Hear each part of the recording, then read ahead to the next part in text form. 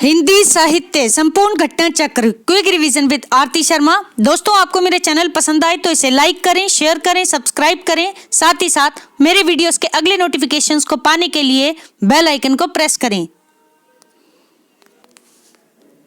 दोस्तों, हम कर रहे हैं हिंदी नेट जेआरएफ परीक्षा चयनित विषय आधारित प्रश्न जून 2009 से जुलाई 2018 तक के प्रश्न पत्र।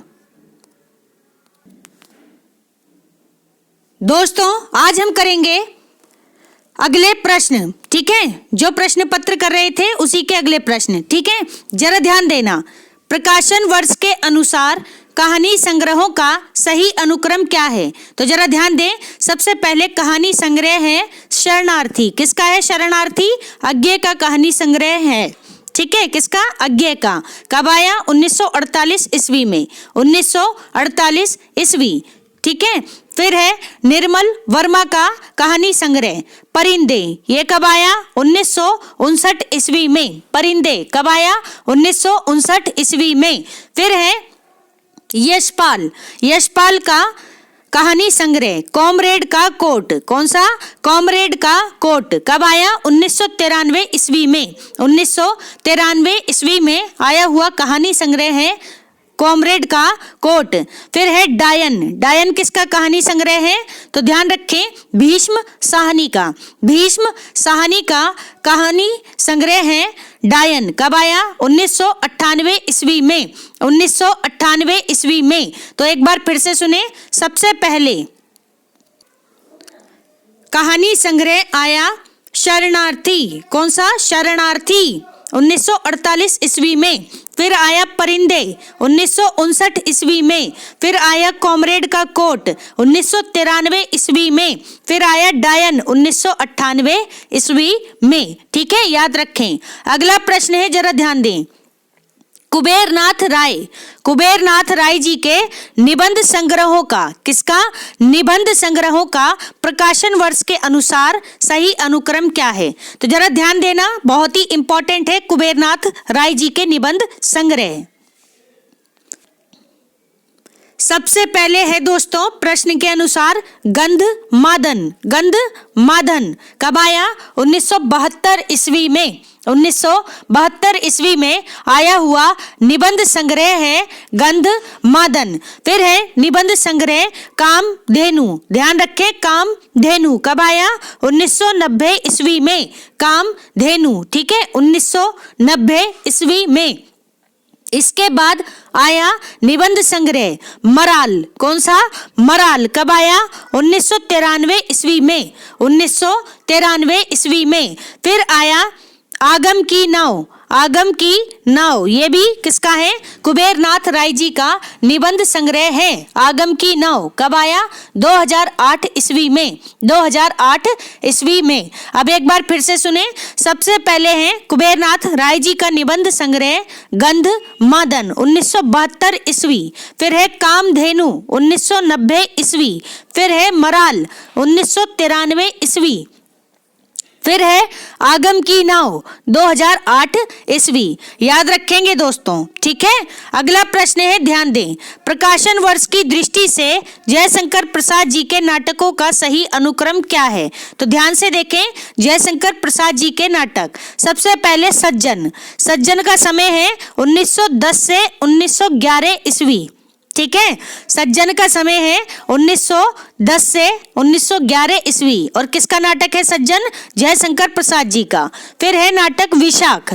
कौन सा? विशाख कब आया? 1921 ईस्वी में। 1921 ईस्वी में आया हुआ नाटक है विशाख। फिर है दोस्तों जन्मेजय का नाग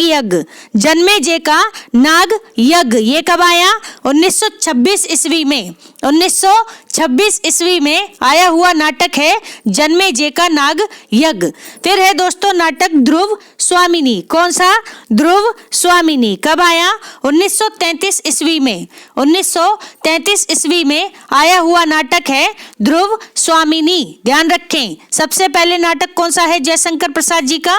तो ध्यान से सुने, सज्जन 1910 से 11 ईस्वी। फिर है नाटक विशाख 1921 ईस्वी। 1921 ईस्वी। फिर है जन्मेजय का नागयज्ञ 1926 ईस्वी। फिर है ध्रुव स्वामिनी 1933 ईस्वी। ठीक है, इसी तरह एक नाटक इनका है स्कंदगुप्त, उसका समय है 1928 ईस्वी। और एक नाटक है चंद्रगुप्त, उसका समय है 1931 ईस्वी। ये भी याद रखें, बहुत ही इंपॉर्टेंट नाटक हैं। ठीक है, जयशंकर प्रसाद जी के, इनके नाटकों को बहुत ही अच्छे से कर लें दोस्तों। ठीक है, नाटक एवं इनके नाटकों के पात्रों को, ठीक है, जरूर पूछे जाते हैं।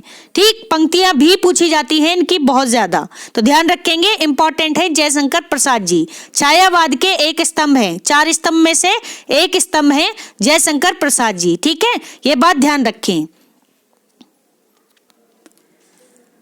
अगला प्रश्न है, प्रश्न शुरू करने से पहले दोस्तों सुन लें, जिन भी दोस्तों को, ये स्टूडेंट्स को मेरे चैनल नहीं मिलता है तो दोस्तों सर्च करें हिंदी साहित्यविद आरती शर्मा, हिंदी साहित्यविद आरती शर्मा, आपको मेरा चैनल मिल जाएगा। प्लेलिस्ट देखें, प्लेलिस्ट से अपनी सुविधा के अनुसार पढ़ाई करें। दोस्तों घटना चक्र की प्लेलिस्ट जरूर देख लेना, अगर समय मिले तो। प्रश्न और व्याख्या दोनों दी हुई हैं और बहुत ही जबरदस्त प्लेलिस्ट है, पूरी किताब की प्लेलिस्ट है वो। ठीक है, तो आप देख लें। बाकी इसके अलावा अगर आप चाहते हैं कि आप अपनी किताबों के अकॉर्डिंग स्टडी करें तो आप मेरी रामबाण संकलन वाली वीडियोस भी देख सकते हैं। ठीक है, आप एक बार तो सभी वीडियोस को देख लें, आपके एग्जाम पॉइंट ऑफ व्यू से बहुत ही इंपॉर्टेंट वीडियोस हैं। ठीक है, रिपीट करके जरूर देख लेना अगर समय मिले। और दूसरी बात याद रखें कि आपके पास समय नहीं है तो आप घंटों तक वीडियो पे ना बने रहें। आप क्या करें कि स्पीड बढ़ाकर, ठीक है, ऑप्शन होता है यूट्यूब में, तो आप स्पीड बढ़ा करके वीडियोस देख लें। 1.75 की स्पीड से देखेंगे तो अच्छी आपको क्वालिटी मिल जाएगी। ठीक है, तो आप अपना समय बचाएं, जैसे भी बचा सकते हैं। ठीक है, और ज्यादा से ज्यादा रिवीजन करें दोस्तों और कंटिन्यूटी बनाए रखें। बाकी मन से पढ़ें और ढंग से पढ़ें। ठीक है, ध्यान रखें। देखते हैं अगला प्रश्न, जरा गौर करेंगे क्या है। रस सूत्र के व्याख्याकारों का सही अनुक्रम क्या है। अब जरा ध्यान से सुन लें, रस सूत्र किसने दिया था? आचार्य भरत मुनि ने। ठीक है, तो ये बात ध्यान रखें, भरत मुनि की रचना है कौन सी? नाट्य शास्त्र। ठीक, अब ध्यान से देखें, उसी रस सूत्र की, यानी क्या था रस सूत्र, तो ध्यान से सुने, विभाव, अनुभाव, व्याभिचारी, संयोग, दृश, निष्पत्ति। एक बार फिर से सुने, विभाव, अनुभाव, व्याभिचारी, संयोग, दृश, निष्पत्ति। ठीक है, ये दिया था सूत्र किसने? आचार्य भरत मुनि ने। ठीक है, और इसमें संचारी भाव की बात नहीं की गई है इस सूत्र में, ये भी ध्यान रखेंगे। ठीक है, इसके अलावा इसके व्याख्याकार हुए हैं कुछ, उनकी चर्चा कर लेते हैं। तो देखते हैं, सबसे पहले व्याख्याकार कौन हुए? भट्ट लोलट। इन्होंने रस सूत्र की व्याख्या उत्पत्तिवाद के नाम से की। किस नाम से? उत्पत्तिवाद, भट्ट लोलट ने। फिर आचार्य शंकुक, इन्होंने रस सूत्र की व्याख्या अनुमितिवाद के नाम से की। किस नाम से? अनुमितिवाद, याद रखें। इसके बाद है आचार्य भट्टनायक ने रस सूत्र की व्याख्या भुक्तिवाद नाम से की। किससे? भुक्तिवाद। ठीक है, भुक्तिवाद, याद रखें। इसके बाद है अभिनव गुप्त जी। अभिनव गुप्त ने रस सूत्र की व्याख्या किस नाम से की? तो दोस्तों अभिव्यक्तिवाद। ठीक है, अभिव्यक्तिवाद। ठीक है, ध्यान रखेंगे। तो ये सभी कौन है? ये सभी रस सूत्र के व्याख्याकार हैं। कौन कौन? भट्ट लोलट, शंकुक, भट्टनायक और अभिनव गुप्त। ठीक है, एक बार देख लेना अभिनव गुप्त जी का, अभिव्यक्तिवाद है या अभिव्यंजनावाद है? जहां तक है अभिव्यक्तिवाद ही है। ठीक है, और बाकी अगर भूल भी जाओ तो अभी वर्ड कॉमन है अभिनव गुप्त और इनकी रचना में। ठीक है, अभिव्यक्तिवाद में, तो ध्यान रखेंगे, ऐसे याद कर लें। ठीक, तो देखते हैं अगला प्रश्न। इनका क्रम भी याद रखना दोस्तों, क्रम याद रखना बहुत जरूरी है। सबसे पहले भट्ट लोलट, फिर आचार्य शंकुक, दूसरे नंबर पे, तीसरे नंबर पे है भट्टनायक और चौथे पे अभिनव गुप्त। ठीक है, क्रम में भी लगाने के लिए आ जाते हैं। ठीक, अगला प्रश्न है, ग्रंथों का काल क्रमानुसार सही अनुक्रम क्या है? तो सबसे पहले देखें, ग्रंथ है रस मीमांसा। कौन सा? रस मीमांसा। कब आया? तो 1949 ईस्वी में। 1949 ईस्वी में आया हुआ ग्रंथ है रस मीमांसा। किसका है? आचार्य रामचंद्र शुक्ल जी का ग्रंथ है रस मीमांसा। ठीक, फिर है आलोचना के मान। कौन सा है? आलोचना के मान। ये कब आया? 1958 ईस्वी में। 1958 ईस्वी में आया हुआ ग्रंथ है आलोचना के मान। इसके बाद आया दोस्तों नई कविता। कौन सा? नई कविता। ये कब आया? 1976 ईस्वी में। 1976 ईस्वी में आया हुआ ग्रंथ है नई कविता। ठीक है, फिर है नई कविता और अस्तित्ववाद। क्या है? नई कविता और अस्तित्ववाद। ठीक है, किसका है ये? तो आप मुझे कमेंट बॉक्स में बताएंगे। ठीक, बहुत ज्यादा रिपीट हुई है ये रचना, नई कविता और अस्तित्ववाद। इसका समय है 1978 ईस्वी। 1978 ईस्वी, याद रखें दोस्तों। ठीक है, बाकी आलोचनात्मक ग्रंथों के संबंध में अगर आपको वीडियोस देखनी है, क्रम से देखनी है, डिटेल में देखनी है, तो आप मेरी रामबाण संकलन की प्लेलिस्ट देख लें दोस्तों। सभी विधाएं और सभी विधाओं की रचनाएं काल क्रमानुसार वहां पर दी गई हैं। ठीक है, आप इत्मीनान से वीडियोस को देखें और अपने दोस्तों से ज्यादा शेयर करें वीडियोस को, अगर आपको क्वालिटी ठीक लगे तो। ठीक है, तो ध्यान दें, एक बार फिर से देखें दोस्तों, गौर करना जरा। रस मीमांसा। रस मीमांसा 1949 ईस्वी में, आलोचना के मान 1958 ईस्वी में, नई कविता 1976 ईस्वी में, नई कविता और अस्तित्ववाद 1978 ईस्वी में। ठीक है, तो दोस्तों जिन भी ग्रुप से, हिंदी ग्रुप से आप जुड़े हैं, तो ज्यादा से ज्यादा वीडियोस को शेयर करें ताकि दूसरों को भी वीडियोस का फायदा मिल सके। ठीक है, ध्यान रखें, ये हो सकता है कि बहुत सारे स्टूडेंट जो नहीं पढ़ पा रहे हैं किसी भी वजह से, तो कहीं भी कमी नहीं आनी चाहिए उनकी पढ़ाई में। ठीक है, तो ये जो एफर्ट लगाए हैं कम से कम सक्सेसफुल बनने चाहिए और इसे आप ही सक्सेसफुल बनाएंगे। ठीक है, तो ध्यान रखें दोस्तों, जल्दी से जल्दी आप वीडियोस को शेयर करें और ज़्यादा से ज़्यादा लोगों तक वीडियोस को पहुंचाएं। ठीक है, ध्यान दें, अगला प्रश्न है, गौर करेंगे। एक बार फिर से सुन लें सभी आलोचनात्मक ग्रंथों को। तो ध्यान दें, रस मीमांसा 1949 ईस्वी, आलोचना के मान 1958 ईस्वी, नई कविता 1976 ईस्वी, नई कविता और अस्तित्ववाद 1978 ईस्वी। ठीक है, तो ध्यान रखेंगे दोस्तों, गौर करेंगे अगले प्रश्न पर। गौर करेंगे दोस्तों, सही सुमेलित प्रश्न है, ध्यान दें। क्या है?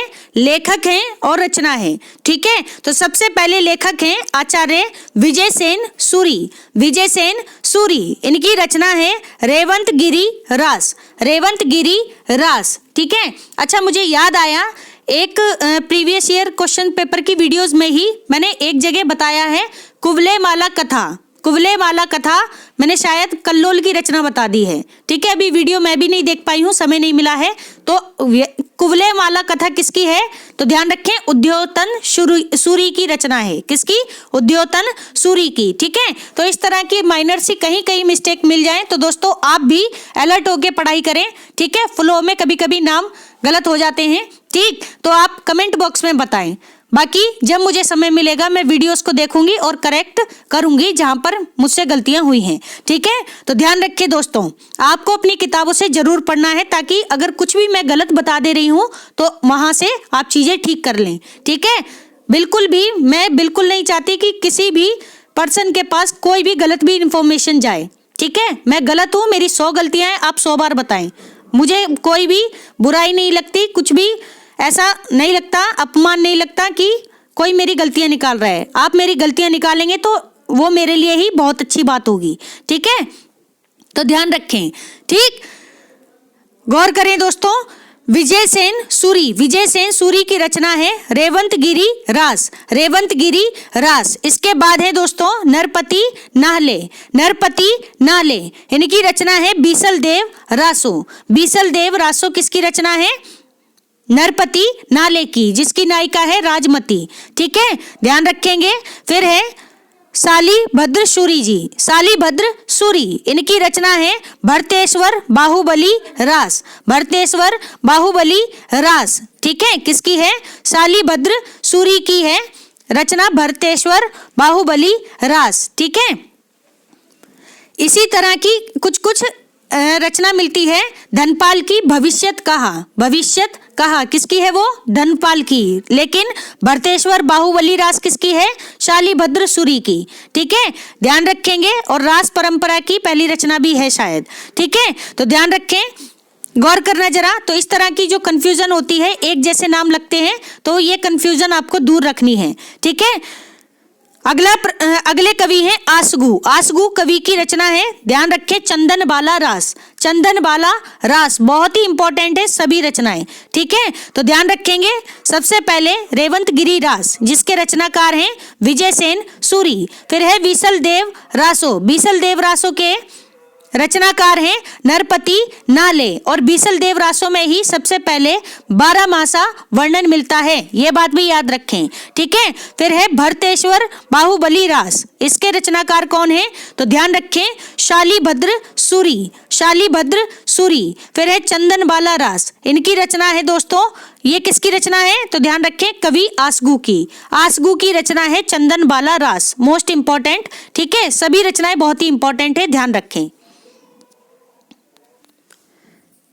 अगला प्रश्न है, ध्यान दें दोस्तों, कुछ संप्रदाय हैं और प्रवर्तक हैं। तो सबसे पहले संप्रदाय है श्री संप्रदाय। कौन सा? श्री संप्रदाय, जिसके प्रवर्तक आचार्य हैं रामानुज आचार्य। ठीक है, और विशिष्टता द्वैतवाद से भी संबंध है किसका? रामानुज आचार्य। ठीक है, तो ध्यान रखेंगे। संप्रदाय से संबंधित वीडियो देखनी है तो आप मेरी रामबाण संकलन की प्लेलिस्ट है, उसमें वीडियो देखें। क्रम से सभी संप्रदाय मिल जाएंगे, बहुत ही डिटेल में मिल जाएंगे। ठीक है, आप एक बार जरूर देखना दोस्तों। ठीक, गौर करें। फिर है ब्रह्म संप्रदाय। ब्रह्म संप्रदाय किसका है? तो ध्यान रखें, मध्वाचार्य का। मध्वाचार्य का संप्रदाय है ब्रह्म संप्रदाय। फिर है रुद्र संप्रदाय, किसका है? तो ध्यान रखें, विष्णु स्वामी का। विष्णु स्वामी जी का संप्रदाय है रुद्र संप्रदाय। फिर है सनक आदि संप्रदाय, किसका? निम्बार्क आचार्य का। निम्बार्क आचार्य का संप्रदाय है सनक आदि संप्रदाय। ठीक है, अब जरा एक बार फिर से सुने। सबसे पहले है रामानुज आचार्य, इनका संप्रदाय है श्री संप्रदाय। कौन सा? श्री संप्रदाय। फिर है मध्वाचार्य, इनका संप्रदाय कौन सा है? तो ध्यान रखें, ब्रह्म संप्रदाय। ब्रह्म संप्रदाय। और द्वैतवाद के भी प्रवर्तक हैं कौन? मध्वाचार्य। ठीक, विष्णु स्वामी, इनका संप्रदाय कौन सा है? तो ध्यान रखें, रुद्र संप्रदाय। रुद्र संप्रदाय। फिर है निम्बार्क आचार्य, इनका कौन सा संप्रदाय है? तो ध्यान रखें, सनक आदि संप्रदाय। सनक आदि संप्रदाय, याद रखेंगे दोस्तों। अगला प्रश्न है, जरा ध्यान दें, क्या है अगला प्रश्न? सही सुमेलित है, प्रबंध काव्य हैं और रचनाकार। प्रबंध काव्य और रचनाकार। तो सबसे पहले प्रबंध काव्य है चंडी चरित्र। कौन सा? चंडी चरित्र। कब आया? अच्छा, समय नहीं है, ध्यान दें। चंडी चरित्र किसका है? तो गोविंद सिंह जी का। गोविंद सिंह जी का प्रबंध काव्य है चंडी चरित्र। फिर है द्रोणा पर्व। द्रोण पर्व, ठीक है, संग्राम सार। द्रोण पर्व संग्राम सार, ठीक है, किसका प्रबंध काव्य है? तो ध्यान रखें, कुलपति मिश्र जी का। कुलपति मिश्र जी का प्रबंध काव्य है द्रोण पर्व संग्राम सार। ठीक है, फिर है दोस्तों सुजान चरित। सुजान चरित किसका प्रबंध काव्य है? तो ध्यान रखें, सूदन का। सूदन कवि है, ठीक है, जिनका प्रबंध काव्य है सुजान चरित। ठीक है, राजा सूरजपाल सिंह चौहान करके कुछ ऐसा नाम है, उनके जीवन पर आधारित है सुजान चरित। किसका है ये? सूदन का। ठीक है, फिर है हिम्मत बहादुर विरुदावली। हिम्मत बहादुर विरुदावली किसका है ये प्रबंध काव्य? तो ध्यान रखें, कवि पद्माकर का। ठीक है, पद्माकर का प्रबंध काव्य है हिम्मत बहादुर विरुदावली। ठीक है, अब जरा एक बार फिर से सुने। सबसे पहले गोविंद सिंह, इनकी रचना है यानी प्रबंध काव्य है चंडी चरित्र। फिर है कुलपति मिश्र जी, इनका प्रबंध काव्य है द्रोण पर्व। कौन सा? द्रोण पर्व। फिर है सूदन कवि। सूदन कवि का प्रबंध काव्य है सुजान चरित। सुजान चरित। फिर है कवि पद्माकर, इनका प्रबंध काव्य है हिम्मत बहादुर विरुदावली। हिम्मत बहादुर विरुदावली। ठीक है, ध्यान रखें। अगला प्रश्न देखते हैं। अगला सही सुमेलित प्रश्न है, ध्यान दें। रचना है एवं रचनाकार। सबसे पहले रचना प्रेम वाटिका किसकी है? रसखान की रचना है। रसखान की रचना है प्रेम वाटिका। फिर है कवित्त रत्नाकर। कवित्त रत्नाकर किसकी है?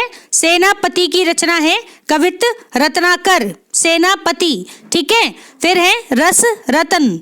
रस रतन किसकी है? पुहेकर कवि की है। पुहेकर कवि की रचना है रस रतन। फिर है तिलक शतक। तिल शतक नहीं, तिलक शतक ऐसा है शायद। ठीक है, देख लेना एक बार अपनी किताबों में, जहां तक है तिलक शतक है। ठीक है, तो देख लेना, फिर भी गौर करें। तिल शतक अभी हम यहाँ पुस्तक के अनुसार ही पढ़ेंगे। तो तिल शतक किसकी है? मुबारक की। मुबारक की है रचना तिल शतक। अब एक बार फिर से सुने। सबसे पहले है रसखान, इनकी रचना है प्रेम वाटिका। फिर है कवि सेनापति, इनकी रचना है कवित्त रत्नाकर। फिर है पुहेकर कवि, इनकी रचना है रस रतन। फिर है मुबारक कवि, इनकी रचना है तिल शतक। कौन सी? तिल शतक। याद रखेंगे दोस्तों। अगला सही सुमेलित प्रश्न है, जरा ध्यान दें। क्या है? रचना है और रचयिता है। तो सबसे पहले रचना बेला। कौन सी? बेला। इसके रचयिता कौन है? सूर्यकांत त्रिपाठी निराला। सूर्यकांत त्रिपाठी निराला की रचना है बेला। फिर है उत्तरा। उत्तरा किसकी है? तो ध्यान रखें, सुमित्रानंदन पंत जी की रचना है उत्तरा। फिर है परिक्रमा। किसकी है परिक्रमा? तो महादेवी वर्मा जी की रचना है परिक्रमा। फिर है दोस्तों चित्राधार। चित्राधार किसकी है? तो ध्यान रखें, जयशंकर प्रसाद जी की रचना है चित्राधार। ठीक है, ये सभी छायावाद के 4 स्तंभ हैं। ठीक है, और छायावाद के 4 स्तंभों में से, यानी इन चारों कवियों से, ठीक है, कवि एवं कवित्री, इनसे प्रश्न बनता ही बनता है। तो इनकी रचनाएं, इनके निबंध, जो भी इन्होंने काम किया है दोस्तों हिंदी साहित्य में, आप जरूर याद रखें। ठीक है, बहुत ही इंपॉर्टेंट है छायावाद के चारों रचनाकार। ठीक है, सबसे पहले देखें सूर्यकांत त्रिपाठी निराला, इनकी रचना है बेला। फिर है सुमित्रानंदन पंत जी, इनकी रचना है उत्तरा। फिर है महादेवी वर्मा, इनकी रचना है परिक्रमा। फिर है जयशंकर प्रसाद जी, इनकी रचना है चित्राधार। ध्यान रखें, चित्राधार। अगला प्रश्न देखते हैं, गौर करेंगे दोस्तों। अगला प्रश्न है, ध्यान दें, सही सुमेलित प्रश्न है, काव्य पंक्तियां हैं और रचनाकार हैं। तो सबसे पहले काव्य पंक्ति है, ध्यान दें। प्रिय स्वतंत्र रव, अमृत मंत्र नव, भारत में भर दो। क्या है? प्रिय स्वतंत्र रव, अमृत मंत्र नव, भारत में भर दो। तो ध्यान रखें किसकी काव्य पंक्तियां हैं? सूर्यकांत त्रिपाठी निराला की। सूर्यकांत त्रिपाठी निराला जी की काव्य पंक्तियां हैं, प्रिय स्वतंत्र रव, अमृत मंत्र नव, भारत में भर दो। ठीक है, ध्यान रखें। फिर है काव्य पंक्ति, इस पार प्रिय मधु है तुम हो। इस पार प्रिय मधु है तुम हो, उस पार न जाने क्या होगा। कितनी सुंदर पंक्तियां हैं। ठीक है, ध्यान से सुनो। इस पार प्रिय मधु है तुम हो, उस पार न जाने क्या होगा। किसकी है? हरिवंश राय बच्चन जी की काव्य पंक्तियां हैं। ठीक है, हरिवंश राय बच्चन। ठीक है, हालावाद के प्रवर्तक भी हैं हरिवंश राय बच्चन। ठीक है, ध्यान दें। अगली पंक्तियां हैं, काव्य पंक्तियां हैं। अरे कहीं देखा है तुमने, अरे कहीं देखा है तुमने मुझे प्यार करने वाले को। अरे कहीं देखा है तुमने मुझे प्यार करने वालों को। ठीक है, तो जयशंकर प्रसाद जी की काव्य पंक्तियां हैं, अरे कहीं देखा है तुमने मुझे प्यार करने वाले को। ठीक है, तो ध्यान रखें, जयशंकर प्रसाद की पंक्ति है। इसके बाद काव्य पंक्ति है दोस्तों, यह मंदिर का दीप, यह मंदिर का दीप, इसे नीरव जलने दो, इसे नीरव जलने दो। किसकी काव्य पंक्तियां हैं? महादेवी वर्मा की। महादेवी वर्मा की काव्य पंक्तियां हैं। अब एक बार फिर से सुनेंगे दोस्तों, गौर करेंगे। सबसे पहले काव्य पंक्ति, प्रिय स्वतंत्र रव, अमृत मंत्र नव, भारत में भर दो, भारत में भर दो। सूर्यकांत त्रिपाठी निराला की काव्य पंक्तियां हैं। फिर है, इस पार प्रिय मधु है तुम हो, उस पार न जाने क्या होगा। किसकी है? तो ध्यान रखें, हरिवंश राय बच्चन जी की। हरिवंश राय बच्चन जी की काव्य पंक्तियां हैं। ठीक है, ध्यान रखें, इस पार प्रिय मधु है, तुम हो, उस पार न जाने क्या होगा। ठीक है, फिर है काव्य पंक्ति, अरे कहीं देखा है तुमने, अरे कहीं देखा है तुमने मुझे प्यार करने वाले को। किसकी काव्य पंक्ति है? जयशंकर प्रसाद जी की। जयशंकर प्रसाद की काव्य पंक्ति है। फिर है यह मंदिर का दीप। दीप शब्द याद रखें दोस्तों। ठीक है, दीप एक तो महादेवी वर्मा के लिए इनके काव्य में महत्वपूर्ण है, दूसरा अज्ञे की रचनाओं में। ठीक है, तो ये याद रखेंगे, ऑप्शन को ध्यान से देखना है। ठीक, यह मंदिर का दीप, दीप द्वीप नहीं दीप, इसे नीरव जलने दो। तो ये किसकी काव्य पंक्ति है? ध्यान रखें, महादेवी वर्मा जी की। महादेवी वर्मा जी की। ठीक है, याद रखें सभी काव्य पंक्ति एवं उनके रचनाकारों को। अगला प्रश्न है, ध्यान दे दोस्तों, क्या है? पात्र हैं और उपन्यास हैं। ठीक है, सबसे पहले पात्र हैं जयदेवपुरी। जयदेवपुरी किसके पात्र हैं? तो झूठा सच उपन्यास के। झूठा सच किसका है? तो ध्यान रखें, यशपाल का उपन्यास है झूठा सच, जो कि 2 भागों में आया था। ठीक है, ध्यान रखेंगे, 2 भागों में है। झूठा सच किसका है? यशपाल का है, और भारत विभाजन की पृष्ठभूमि पर आधारित है। ठीक है, तो ध्यान रखेंगे, जयदेवपुरी इसके पात्र हैं। फिर है चंद्र माधव, पात्र चंद्र माधव। ठीक है, ये अज्ञे के उपन्यास नदी के द्वीप के पात्र हैं। किसके? नदी के द्वीप, अज्ञे का उपन्यास है, जिसके पात्र हैं चंद्र माधव। फिर है फूल बाबू। फूल बाबू ये पात्र हैं बलचनामा उपन्यास के। नागा अर्जुन का उपन्यास है बलचनामा। किसका? नागा अर्जुन का उपन्यास है बलचनामा, 1952 में आया हुआ उपन्यास है।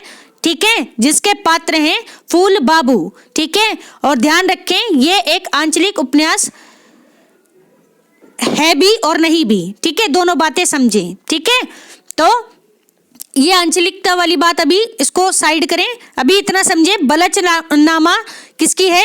1952 में आई हुई नागा अर्जुन की रचना है। आंचलिकता का पुट इसमें मिलता है, ऐसे याद रखें इसको। ठीक है, हालांकि ये मेला आंचल से पहले आया था, ठीक, लेकिन मेला आंचल को पहला आंचलिक उपन्यास माना गया है। ठीक है, इस बात को ध्यान रखें। 1952 में आया बलचनामा, 1954 में आया मेला आंचल। फणीश्वरनाथ रेणु का है मेला आंचल, बलचनामा है नागा अर्जुन का। ध्यान रखें दोस्तों। ठीक है, तो फूल बाबू पात्र हैं किसके?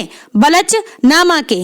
ठीक है, फिर है बलचनामा। ठीक है, फिर है निर्गुणिया। निर्गुणिया पात्र किसकी है? तो ध्यान रखें, नाच्यो बहुत गोपाल।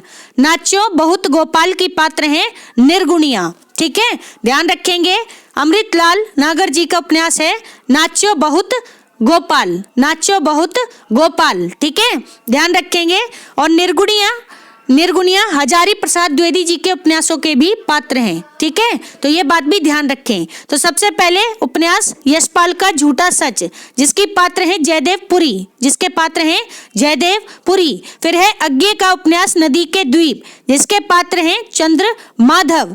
फिर है उपन्यास नागा अर्जुन का बलचनामा। ठीक है, जिसके पात्र हैं फूल बाबू। फिर है उपन्यास अमृतलाल नागर जी का नाचो बहुत गोपाल, जिसके पात्र हैं निर्गुणिया। कौन? निर्गुणिया। याद रखें दोस्तों। अगला सही सुमेलित प्रश्न है, जरा ध्यान दें। क्या है? पात्र हैं और कहानी है। सबसे पहले पात्र हैं आनंदी। कौन से? आनंदी। किसके पात्र हैं? तो ध्यान रखें, बड़े घर की बेटी। बड़े घर की बेटी प्रेमचंद की कहानी है, जिसकी पात्र हैं आनंदी। फिर है पात्र दीन दयाल। कौन? दीन दयाल। ठीक है, किसके पात्र हैं? जुलूस के पात्र हैं। जुलूस किसका है ये? तो ध्यान रखें, फणीश्वरनाथ रेणु की रचना है जुलूस। फिर है डॉक्टर जयपाल। डॉक्टर जयपाल किसके पात्र हैं? ये हैं मूठ कहानी के। मूठ कहानी के पात्र हैं डॉक्टर जयपाल। फिर है दोस्तों पात्र शंकर। कौन? पात्र शंकर किसके पात्र हैं? तो ध्यान रखें, सवा सेर गेहूं के, सवा सेर गेहूं के पात्र हैं शंकर। ठीक है, तो ध्यान रखेंगे। अब एक बार फिर से सुन ले दोस्तों। ठीक है, अच्छा जुलूस नाम से कोई एक रचना नहीं है, जुलूस नाम से 2-3 रचनाएं हैं। ठीक है, ये बात भी ध्यान रखेंगे। ठीक, अब एक बार फिर से सुन ले। सबसे पहले कहानी है बड़े घर की बेटी, जिसकी पात्र है आनंदी। फिर है कहानी जुलूस, जिसके पात्र हैं दीन दयाल। फिर है कहानी मूठ, जिसके पात्र हैं डॉक्टर जयपाल, डॉक्टर जयपाल। फिर है सवा सेर गेहूं, जिसके पात्र हैं शंकर। कौन? शंकर। याद रखेंगे दोस्तों। अगला सही सुमेलित प्रश्न है, जरा ध्यान दे दोस्तों। क्या है? रचना है एवं नाट्य रूप है। तो सबसे पहले रचना है चंद्रावली। ठीक है, चंद्रावली ध्यान रखें, जिसका नाट्य रूप है नाटिका चंद्रावली। भारतेंदु हरिश्चंद्र की नाटिका है, भारतेंदु हरिश्चंद्र की नाटिका है चंद्रावली। फिर है भारतेंदु की ही रचना विशस्य विश्व औषधम, अनुदित रचना है विशस्य विश्व औषधम। ठीक है, किसकी रचना है? तो सॉरी, ये किसका, इसका रूप क्या है? भाण है। क्या है? भाण है। ठीक है, भारतेंदु हरिश्चंद्र जी की ही रचना है विशस्य विश्व औषधम। ठीक है, थोड़ा सा मुझे डाउट हो रहा है इसमें रचना में। ठीक है, भारतेंदु उनका विद्या सुंदर नाटक है, अनुदित नाटक। ठीक, विद्या सुंदर है दोस्तों, ये है विशस्य विश्व औषधम। तो इसके रचनाकार आप देखेंगे, इसके रचनाकार भारतेंदु को अभी ना माने। ठीक है, देख लेना, मुझे थोड़ा सा डाउट आ रहा है एक जैसे नाम होने की वजह से। ठीक, तो ये क्या है? नाट्य रूप है किसका? भाण का। भाण का अभी सिर्फ प्रश्न के अनुसार चलते हैं फिर। ठीक, विशस्य विश्व औषधम एक भाण है, एक प्रकार का भाण है। फिर है एक घूट जयशंकर प्रसाद का नाटक भी है और एकांकी भी मानते हैं। तो ये एकांकी है। क्या है? एकांकी। ठीक, फिर है नाटक करुणालय। कौन सा? करुणालय। ये क्या है? गीति नाट्य है और पहला गीति नाट्य है करुणालय। किसका है? जयशंकर प्रसाद जी का। जयशंकर प्रसाद जी का गीति नाट्य है करुणालय। तो सबसे पहले है नाटिका चंद्रावली, फिर है भाण विशस्य विश्व औषधम, फिर है एकांकी एक घूंट, फिर है गीति नाट्य करुणालय। याद रखेंगे दोस्तों। अगला प्रश्न है दोस्तों, ध्यान दें, क्या है? सही सुमेलित प्रश्न है, आचार्य हैं और ग्रंथ हैं। तो सबसे पहले आचार्य अभिनव गुप्त, इन्होंने टीका लिखी ध्वन्यालोक लोचन नाम से। किसकी टीका लिखी? तो ध्यान रखें, आनंद वर्धन की रचना है ध्वन्यालोक, जिसकी टीका लिखी इन्होंने ध्वन्यालोक लोचन नाम से। किसने? अभिनव गुप्त ने। फिर है आचार्य राजशेखर, इनका ग्रंथ है काव्य मीमांसा। राजशेखर का ग्रंथ है काव्य मीमांसा। फिर है महिम भट्ट की रचना है व्यक्ति विवेक। याद रखें। फिर है आचार्य भोजराज, इनका ग्रंथ है सरस्वती कंठाभरण। किसका? आचार्य भोज का। ठीक, अब एक बार फिर से सुने, ध्वन्यालोक लोचन किसकी रचना है? अभिनव गुप्त जी की। फिर है काव्य मीमांसा, किसकी रचना है? राजशेखर की। फिर है, ध्यान से सुनना, काव्य मीमांसा किसकी है? राजशेखर की। और रस मीमांसा किसकी है? आचार्य रामचंद्र शुक्ल की। ठीक है, ध्यान रखेंगे। और रस सिद्धांत किसकी है? डॉक्टर नगेंद्र की। ये बात याद रखें। फिर है व्यक्ति विवेक, किसकी है? ये महिम भट्ट की रचना है व्यक्ति विवेक। फिर है सरस्वती कंठाभरण, किसकी रचना है? आचार्य भोजराज की रचना है सरस्वती कंठाभरण। ध्यान रखेंगे दोस्तों। सही सुमेलित प्रश्न यही समाप्त होते हैं। इसके बाद आ जाएंगे स्थापना और तर्क वाले प्रश्न। कुछ ही प्रश्न हैं तो उसे हम अगले वीडियो में करेंगे और अगले वीडियो में ही नया प्रश्न पत्र भी शुरू कर देंगे। ठीक है, तो दोस्तों हमारा आज का ये वीडियो यही समाप्त होता है। Thanks for watching. अगर आपको मेरे वीडियोस पसंद आ रहे हैं तो इन्हें लाइक करें, शेयर करें, मेरे चैनल को सब्सक्राइब करें। साथ ही साथ मेरे वीडियोस के अगले नोटिफिकेशंस को पाने के लिए बेल आइकन को प्रेस करें। धन्यवाद दोस्तों।